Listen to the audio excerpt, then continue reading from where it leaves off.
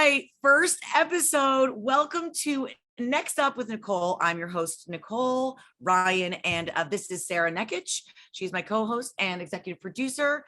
And our very first about to be superstar, already superstar, Gatlin. How are you? I'm good. How are you guys? Doing well. I've heard a lot about you. I know Sarah got to meet you at your show. She's talked all about you and how talented you are. So thank you so much for coming on to do this with us. Oh my gosh, of course. It was so fun meeting Sarah. She was great. Yeah. Well, I'm glad she worked her magic and got you on here. Yeah. So, this show really is about just talking to people who are on the rise, who are about to pop. And you got that je ne sais quoi, my love. You got that je ne sais quoi. So let's take it back to the beginning. I want to learn a little bit about you. Now I know your real name is Gatlin Thornton. Is that correct? That's like your birth name. I just almost said your maiden name. That's your birth name. That is my name on my birth certificate. All right. So now at what point, I always wonder when someone decides to go one name, right? Like when someone decides I'm going to be a one name artist, like you have to have a strong name. Gatlin's very like, it's like a name you don't really see very often. When did you decide? How did you decide you were going to be just Gatlin?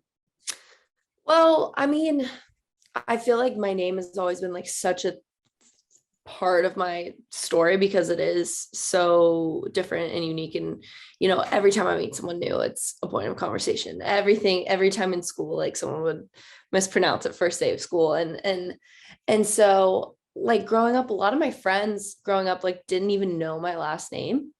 Cause like, my contact and people's phone is just Gatlin. And, right. And so I don't know. I just kind of like, I was always just known as Gatlin. Right.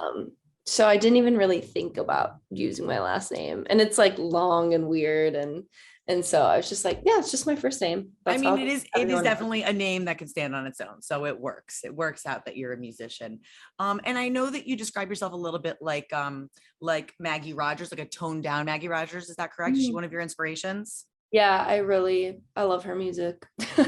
Did you ever see how she was discovered, her whole story with Pharrell? That video, I think I watched it a million times and went viral.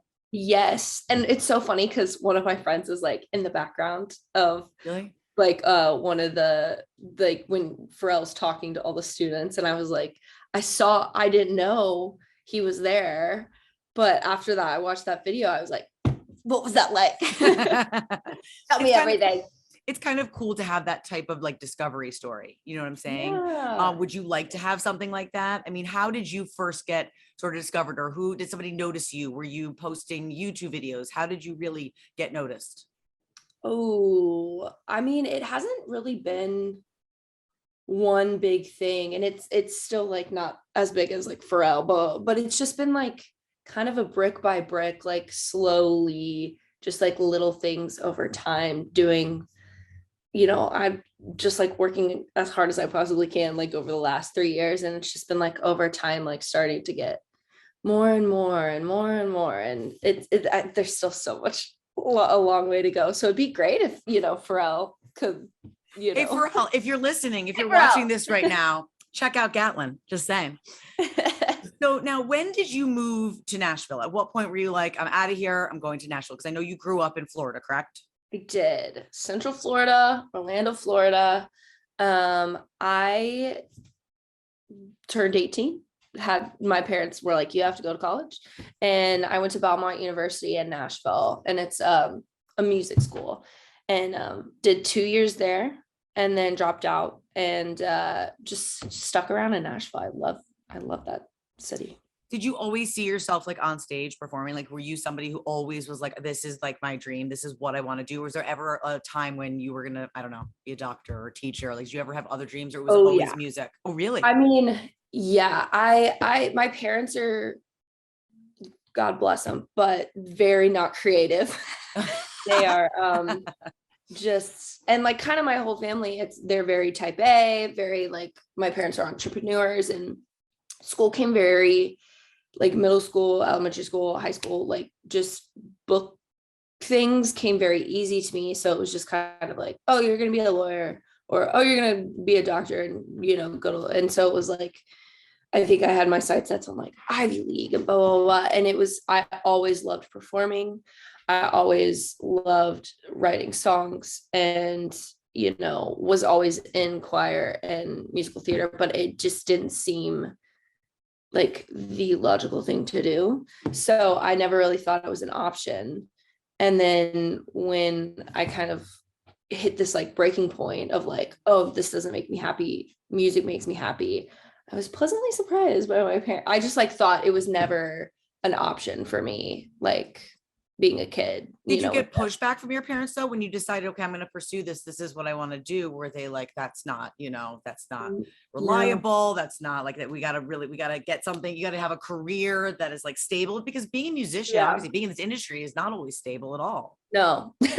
No, I definitely like thought that I would get a ton of, and they questioned me a lot, like to make sure that it was what I really wanted. But once they did, it was kind of just like, all right, let's go fully into this now. Like they said like, you can do whatever you want.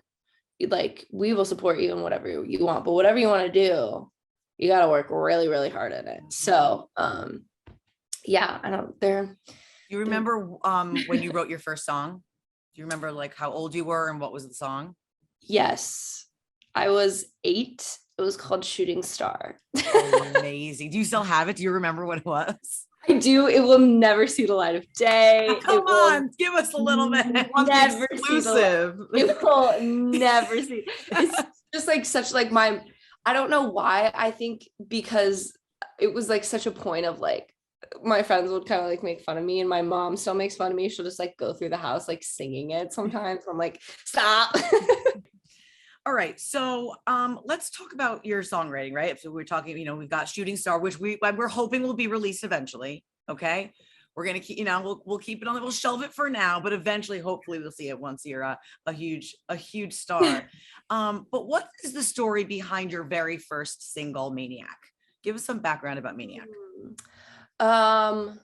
Okay, so I think I was a sophomore in college, and I was in the process of writing a lot and collaborating, because before I would just like write by myself in my room, and so it was the 6-month period before that where I was like writing some of the first songs that came out. Was a lot of collaboration, and I was writing with my friend Lexi Aviles, who has an artist project called Love You Later. She's wonderful. And we wrote Maniac, and it was kind of like the first slightly poppier melodies. Okay. And before I was just like writing folk songs. And I think that was like one of the first times that I really fell in love with the more indie leaning thing, or slightly pop sensibilities, and then when we went in the studio, I just like fell in love with everything that the band was doing, and it just was so exciting. It was just so exciting to like get my first mix back. So like back of that song, like I still remember where I was, and just like that feeling. It was it was just such a great feeling. I'm fascinated about how it works. Like, take me into the studio or into a room when you're collaborating with somebody. You sit down. Do you play the guitar? Do you play the piano? Yeah, I play both, but typically guitar when writing. Okay. So you're sitting in a room, you maybe have an idea about a song you want to write, or a subject you want to write about. Have you written a couple lines? Do you and the person that you're collaborating with, do you go back and forth? Do you say a line? Do you discuss the emotions you're having and try to put, like, how does it work? I'm just fascinated about it. I mean, it's literally so different every time, because everybody, writes so differently. And with Maniac, it was she came over to my house. We were just sitting on my couch. We both had guitars, and we were just talking. It's a lot of it is just hanging out with people. Yeah, that's what it seems like. Okay, good. That's how I picture it. Like just sitting there, kind of shooting shit. There's like lots of like diversions. Like, we go off on tangents, or you want to go get a beer. Okay, let's go get a beer and then come right back.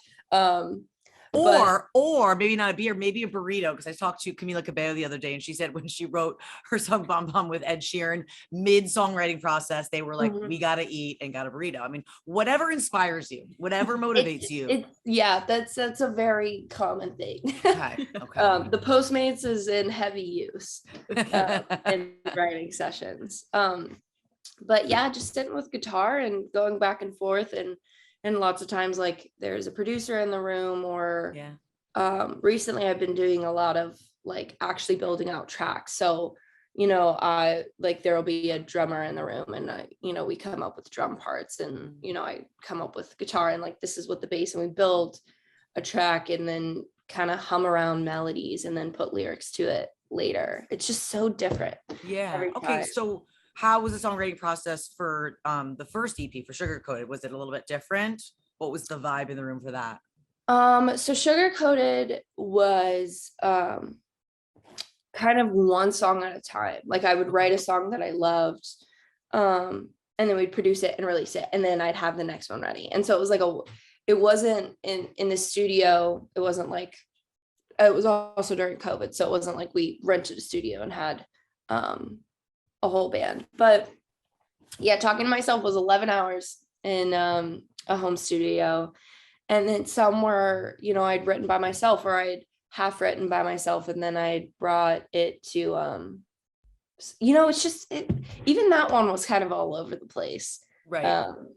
But I think I'm learning what works best for me and trying to do that a little bit more, which is starting something myself, like having a verse or a chorus, and then like bringing it to people that I trust, and kind of them shaping the song to be like a little more polished and help me finish it up, because sometimes it's hard to finish songs with my ADHD mind. So I need someone to be like, yes, here we are. Focus. Eye on the prize. Let's get it done.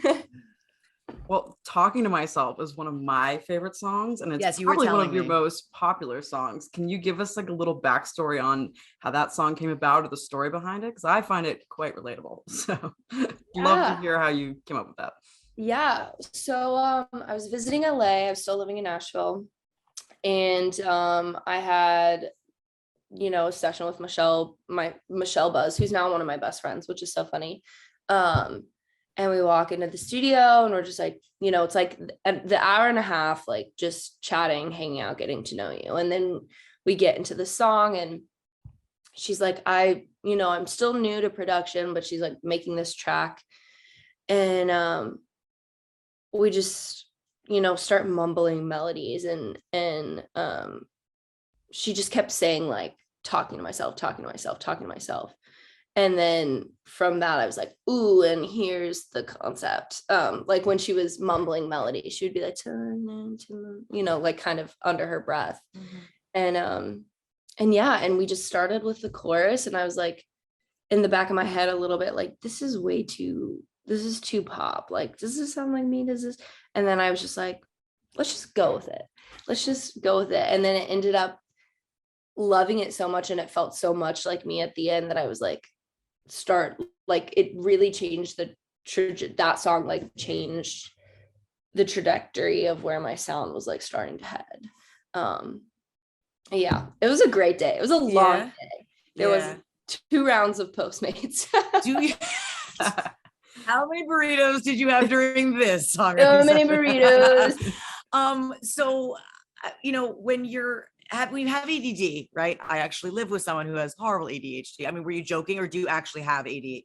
I don't have diagnosed, but I've read about it, and I have enough friends with it that they're like. And you seem like you got all the things. You got all the things. Do you find that you talk to yourself a lot? Is that something that you do? And I guess also as like a songwriter, I feel like you're probably constantly going through ideas. Like you said, your friend is singing these melodies under her breath. Are you constantly like, is your mind constantly going and talking to yourself? I feel like I could see that. Yes, it's definitely very much so a thing, especially like my roommate's not home right now, and like all morning I'm like, this, and I'm like just singing. It's not as much talking to myself. It's a lot of it is singing to myself. And okay. I talk sing. Okay, you talk sing. It's very funny. The other day, I mean, maybe it's what I do for a living. Maybe it's just because I'm like constantly running around. I don't know if you feel it. I think I like don't like it to be quiet. It could be me. I like to be with you. I like my alone time, but like my husband will walk in sometimes and I'm just fully having a conversation with myself. And he's like, it's okay to just be quiet. Like no one's here. Like, why, who are you talking to? And I don't know. It's almost like I feel like I'm keeping myself company. I really don't like to be alone. I think I'm just realizing that now. I mean, I'm okay with it, but you're an extrovert. Yes, I am. I don't know. I mean, I like alone time. Is alone time like important to you? Yes. Yeah. Like, do you crave it? Yes. Okay. I always thought growing up I was an extrovert, and turns out I'm heavy introvert. I think just so much goes on in my mind constantly. And like, especially like when I'm having conversations with people, it's like I'm talking to them, but also there's like a million, like I'm triple analyzing everything that's going on, and also thinking about 3 other things that I just get exhausted, and I just really like my alone time. Gotcha. Going off of that, you have a song called Being Alone. So like, oh yes. Oh, that is one. Yeah. All right. And quickly, I just wanted to know a little bit about the songwriting process for the second EP, Remind Me of Home. So, because you said they're all a little bit different. What was this one like? So one of them was via Zoom. Wait. Oh, really? Yes. One of them was over Zoom, which just adapting to COVID, man. Like, yeah. Actually it was What If I Love You, which is like my top song right now. Which is so funny because you would think like, but it was with Michelle Buzz, who wrote Talking to Myself, and she also wrote my new single 2000 Miles, and we're really, really good friends. So we just like have gotten into this groove of like knowing how each other work. So that was kind of weird being over Zoom, but it worked. And then 2 of them were with the producer of the project, Nick Lobel. And one of them was literally like, it took a year to write whenever he asked, which is on the second EP. It was, I wrote it as a guitar song, and then it just sat there and I didn't really like it. And then Nick had this like track start of like these really cool synths. And I was like, ooh, like I have, a song that it's cool, but it's missing something. And so we started working on that and just kind of like chipping away at it over a year. Wow. And then Hospital I had as a poem, and Nick was playing chords one time and he showed me this melody idea he had, and I was like, wait. And I just like sang that song down like straight. Oh, like the first time. That happens to me all the time. Someone just starts playing some chords and I'm like, wait a minute, I think I've got a song here. I'm sorry. It just blows my mind how your mind works. It's fascinating. It's so cool. It's so awesome. That was a special time. It doesn't happen all the time. Okay. It doesn't happen all the time like that. But quickly back to What If I Love You? Okay. Cause I know you said that's that's the big song right now. We're going to play a little game. We're going to play a little game with you. Okay. And we're going to give you some scenarios, some what if scenarios. Okay. And you answer as best you can. I believe in you. What if you could have dinner with one musician, dead or alive? Who would it be? Freddie Mercury. Yes. Good answer. Yes. That's an amazing answer. That's a great answer. Sarah, you want to take the next one? Hell yeah. Okay. So what if you had to eat one food for the rest of your life? What would it be? Oh, that one's so sad. It is really sad. And I've never been able to answer it. Everyone in my house says pizza.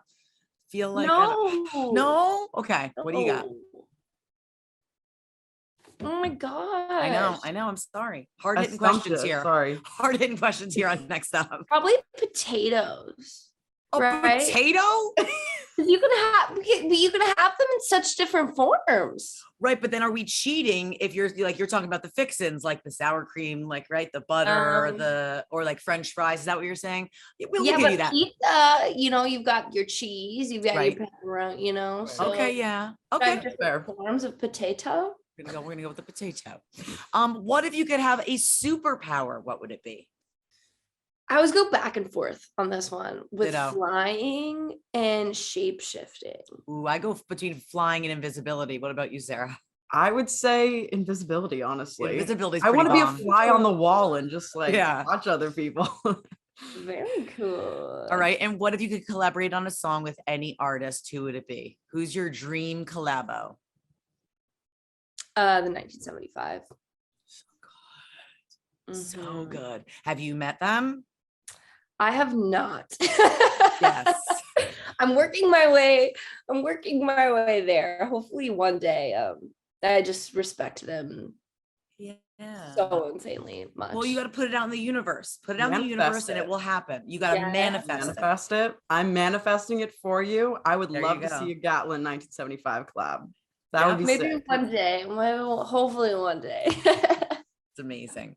All right. So you recently did 2 East Coast shows in DC and New York City. Can we expect a Gatlin tour anytime soon? Hopefully. There's nothing in the works quite yet. I think it's still been a lot of, I'll be opening for people still for a little bit, but that was just so much fun that I'm just like, it has to happen soon. I know. It has to. So what was it like meeting fans for the first time? It's got to be a rush, man. It's got to be awesome. Yeah. Well, just New York, I think especially like it's one of, if you look at the data of like my listeners, I think it's my top city. And so just over the years, like since I'd never played there, like there's just been certain people that like, I've recognized their names like over Instagram. And so like finally getting to like be there and see them and meet them just like was so special. And like it's like a mini family, right? Like I feel like a lot of artists tell me they start to feel like endeared to them, like they really know them. It really is. And I think the thing about like people who listen to my music and who were there that I really loved is they were all kind of starting to be fans, like, or friends with each other. Like I just saw a bunch of people like exchanging numbers and like creating group messages and like and I'm just like, this rocks. So cool. Everyone's so nice. So I was a great show. I was so excited to see you. I've obviously been listening to your stuff forever. So like that was huge for me. But when I was like waiting in line to like talk to you, there was like a couple in front of me that came from California to see you. And like I heard that story, I was like, that's insane. And like that must just feel amazing to like see these people traveling across the country to see your show. Like that's incredible. I was like, are you sure? Did you get it wrong? I'm Gatlin. Is that the right show? No, but it was so sweet. And it's very like overwhelming in those moments because I'm just like, I just feel so loved. And like, I love you so much. And, we don't even really know each other. And I don't know, it's just, it truly is like, I think probably my favorite or my second favorite part of the shows is like meeting everyone after. Back to the what if for a second. It's I go back and forth with if you could be like a superstar actor, actress, or rock star, like what you would be. And I think the reason I always choose like be a musician, or I mean, I'd be a rock star if I was a musician. But I always choose that because I just would die to know the feeling of being on stage and having fans sing you back your music. That has to be the most incredible feeling ever. It's definitely the first time it happened, I was like, yeah, like, is this what's real? Happening? Yeah. You know it? Like, you know my words, you're singing them, they mean something to you. It's got to be really, really special. And it just makes me feel so much less alone because I'm like, oh man, people relate to this and like find comfort in this. And like, this is like, a lot of it is like coming out of like hard situations or painful situations of my own. So it really makes me feel less alone in those instances. So I know you just released your new single 2000 Miles last month. You want to tell us a little bit about that song? Yeah, I so January of 2021, packed up my little house, got into my Honda Civic. Yeah. Oh my God, that was my first car. Really? And her name was Rhonda. Am I the only person who names cars? No, my car's name is Carol. So yes. Mine is Shakira. Oh my God, we are meant to be. I mean, this trio right here. I mean, okay. So you hopped into the Honda Civic. I hopped into the Honda Civic. Into Shakira, sorry. I hopped into Shakira, had some friends. We like did a little caravan out to Los Angeles. And so I moved from Nashville to Los Angeles, and just it was a 4-day long process, and it was very long and exhausting, but like cool. We like stopped at all of these fun places, and then got settled in to Los Angeles. And the week after, I had to write with Michelle, and I was like, honestly, part of the reason I moved out here was to escape this person. And she was like, let's write about it. And I was like, cool. So, oh, I love it. I love it. All right. So what is next up for you? We know you've got your new song Masterclass. That's going to be out April 27th. You stoked? Yeah. I'm beyond stoked. I am beyond stoked. There's a video coming out with it. Wow. Yeah, I'm so excited. All right. Tell us a little about the video. Did you shoot it yet? Yes, we shot it. We did. So my friend had just closed on a house in Nashville, and it was empty. And I was like, can we use it? So it's just all these different rooms and garage and like in this empty house. And we used LED walls, and the director Joey Broadnax brought a whole lighting crew, and it's heavy on lights and performance. And I styled it just like a lot darker than what my previous stuff is. You know, I've been saying like it's kind of the dual sides of me. Like, you know, I've never picked like one aesthetic or like one genre of music, and so we've got 2000 Miles, the like flowery, fun dancing in the field, and then Masterclasses. I'm wearing like a black lace dress with black, like, you know, like eyeshadow, and it's just very heavy, like it's a rock song. And so I'm just really excited about it, because it's kind of like the first time I'm like introducing into music the side of me, because, you know, over Instagram, and people know, you know, they know, oh, she rides a motorcycle, and oh, she like, you know, sometimes dresses like this and likes rock music. But it's the first time I'm kind of like in my music introducing this dark, like heavier, darker side. So I'm stoked. Nice. I was honored enough to hear it live at Mercury Lounge, and I can confirm it slaps, and it slaps. It's very rock and roll. Like there's a guitar in there that's like driving this song, and it is unlike any other Gatlin song, dare I say, we've heard before. So exciting stuff. Well, thanks, Sarah. That's really sweet. Well, Gatlin, you are just lovely. You have amazing energy. This has been such a treat. Thank you so much for taking the time out today to hang out with us. You, Nicole. Thank you, Sarah. I mean, just so stoked. Sarah, you can like invite me to the show next time. I don't know. Girly, you're always busy. I'm a very busy woman, but now that I know Gatlin, I got to go check it out. I got to check you out, girl. I can't wait to meet you then. Yeah, so excited. I'm Nicole Ryan. That is Sarah Nekich. And this is Gatlin. This has been Next Up with Nicole Ryan. Gatlin, thank you so much, my love.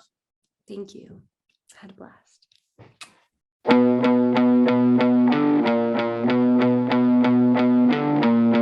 He said that I should teach a master class on how